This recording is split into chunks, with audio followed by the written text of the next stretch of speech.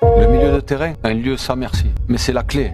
Toutes les réponses se trouvent ici. Si tu gagnes la bataille du milieu de terrain, toute l'équipe peut gagner. Si tu crées ici, tu peux déverrouiller toutes les défenses. Mais tu dois être le destructeur et le créateur. Ah, les numéro 8. C'est le joueur doté d'une technique extraordinaire, d'une vista surprenante, d'une attitude majestueuse et d'un football si délicieux quand il est servi. Pas besoin de longs discours quand on veut illustrer la magnifique carrière d'une légende du game. Passé de ramasseur de balles à champion du monde, d'un joueur timide à leader sur le terrain. Les années passent, on vieillit, mais son football continue à nous enchaîner sans vieillir. Bienvenue pour le parcours de Toni Kroos, El Garçon ou Kerpas. Êtes-vous déjà resté sur votre canapé, regardant un match, vous disant « Waouh, quelle passe ». Toni Kroos est ce genre de joueur, très rare désormais, qui te fait lever de ton canapé, te faisant sourire par sa capacité à ratisser, gratter des ballons pour ensuite scanner la zone, faire une diagonale, taille patron ou même te glisser le ballon rond dans la profondeur. Que ça soit sortir du pressing, stopper une contre-attaque ou même mettre une grosse frappe, Toni sait a priori tout faire. Un joueur de l'ombre pour certains, un joueur mis en retrait à cause des stats pour d'autres. Mais le football avait besoin de ce genre de joueur. C'est ici, dans cette ville du côté de la RDA, avant la réunification de l'Allemagne, que Toni voit le jour, en 1990. Le joueur lui fait ses débuts dans la ville sous le regard de son daron, entraîneur des jeunes, que Toni rejoindra au Hansa Rostock en 2002, académie dans laquelle son frère Félix évoluait 3 ans plus tard. Les champions d'Allemagne dès moins de 17 ans, avant de quitter le club pour la Bavière. Après Schalke, Chelsea et Manchester United défilés, c'est dans le club bavarois du Bayern Munich qu'il signe son premier contrat pro. À même pas 16 ans, Toni est représenté comme l'un des plus gros espoirs du football.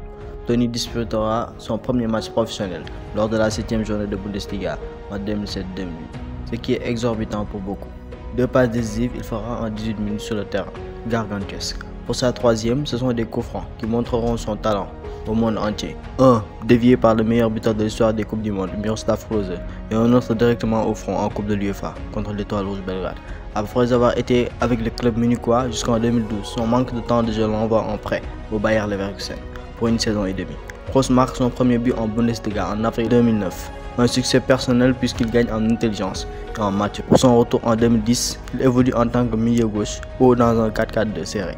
Les blessures du duo tonitruant-Robéry propulsent le joyeux dans le 11 de départ de Louis van Gaal. Il ouvre son compteur dès la 10e journée d'une frappe fabuleuse de 20 mètres en pleine lucarne. L'Europe et l'Allemagne sont bouche bée. Toni gagne sa place de titulaire, mais reculé vers le milieu. C'est à l'arrivée de Jupp Heynckes que Toni voit son ascension, car ce dernier était son coach à Leverkusen. Sa belle vision de jeu et ses grosses pralines le conduisent jusqu'à sa première Ligue des Champions en 2013. Le 17 juillet 2014, Toni Kroos est officiellement un joueur du Real pour 25 millions d'euros de transfert et un contrat de 6 ans. Sa première n'est pas qu'un renforcement technique. Premier trophée acquis, le Toni marque son premier but. Benitez remplacé d'abord par Zidane, qui fait de l'Allemand un joueur de premier plan. Le Français le voit comme le joueur qui va marquer une époque de la signature par. Toni continue son magnifique travail, surtout il sera plus sollicité défensivement jusqu'à sa 2e Ligue des Champions en 2015-2016. Ceci se prolongera jusqu'à la saison suivante par un double Liga, Ligue des Champions, avant de réaliser avec Modric, Isco, Bale, CR7 et même Zidane de triplés consécutifs de Champions League. Il devient le premier joueur à compter 5 Coupes du Monde des clubs, qui n'allégera pas la saison mitigée des Merengues, où ils se feront éliminer en 8e par la formidable épopée de l'Ajax. Prolonge jusqu'en 2023 avant d'entamer une grosse saison en Espagne, remportant la Supercoupe pour un mémorable sacrifice de Valverde. Il dispute son 100e match de Ligue des Champions, marquant le seul but du match face à Galatasaray. Il termine avec 9 buts et 10 passes décisives, toutes compétitions confondues. Une déchirure au postérieur gauche l'empêche de briller à ses habitudes lors de la saison 2020-2021. Toutefois, il marque par des titres de meilleur joueur situés suite à une suspension de carton, des passes décisives et un but lors du dernier Classico, formant une formidable trio avec Modric et Casemiro. Manquant le début de la saison de l'épopée paranormale, où Benzema, Rodrigo, Vinicius et Courtois, sans oublier Camavinga, ont survolé la saison. Il remportera la finale face à Liverpool. 6 buts et passes décisives en 45 matchs pour conclure la saison.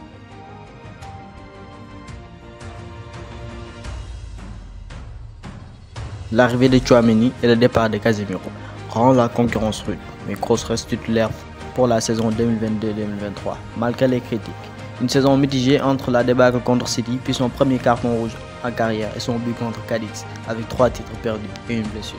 Kroos ne se consolera pas avec une 5e Coupe du Monde des clubs, il en veut plus. Après sa prolongation pour une saison de plus, Toni sera le buteur de la seule défaite du Real contre l'Atlético contre le Napoli. Toni fête sa 100e apparition avec le Real en CE. Tony est de retour. L'enfant de Greifswald retrouve son meilleur niveau. Épate l'Europe avec des caviars, notamment contre le Bayern, des tâches défensives de grande classe à l'Etihad contre le site de Guardiola, avant d'annoncer sa retraite à la fin de la saison. Une fin de saison où il portera le brassard et en recevant une très belle ovation pour sa dernière au Bernabeu. Pour son dernier match, Tony est champion d'Europe pour la 6e fois face à une vaillante équipe de Dortmund.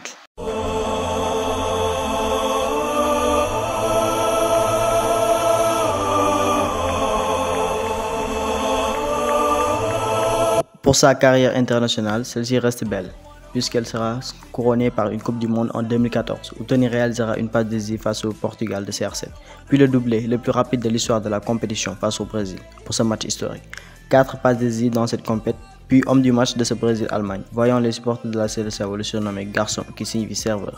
Il est désigné meilleur joueur du mondial, derrière Lionel Messi. Il faudra aussi noter sa magnifique paire avec Ozil, 4 ans avant, juste après ses débuts en 2007 au mondial 2010 en Afrique du Sud. Kroos délivra une passe décisive pour un Euro 2016 où la Mannschaft sera éliminée en demi face à Griezmann à son prime. Une performance considérée pour les hommes de Joachim Löw comme un échec. Il s'en suivra 3 années catastrophiques entre 2018 et 2021 où malgré son coup franc légendaire face à la Suède à 28 ans, la Mannschaft sera éjectée dès les poules, voyant le sélectionneur Joachim Löw virer. L'Euro 2021 sera une nouvelle désillusion avec cette élimination dès le 8e contre l'Angleterre. Tony décide d'arrêter sa carrière internationale. Mais en 2024, après les départs de Hans Flick et l'arrivée de Nagelsmann, Kroos est sollicité et sort de la retraite pour réaliser une grande performance contre l'EDF, où il délivrera une passe décisive après 7 secondes de jeu. L'Euro 2024 a fait énormément de bien à l'Allemagne, avec un football plaisant, de grands défenseurs, des pépites et surtout une excellente aisance balle au pied de Tony, alignant les pourcentages élevés de passes réussies. Mais comme on dit, tout s'arrête. Et le 5 juillet 2024, avec l'élimination contre une Aurora irrésistible, Tony, après 34 trophées, n'est plus un joueur de football. Quelques centimes près, nous aurions peut-être la chance de le voir encore pendant un moment. Mais comme le dit l'adage, toute chose a une fin. Un joueur qui marquera énormément au football moderne, du moins pendant longtemps, car chaque joueur en lui est et reste unique en son genre. Merci Tony.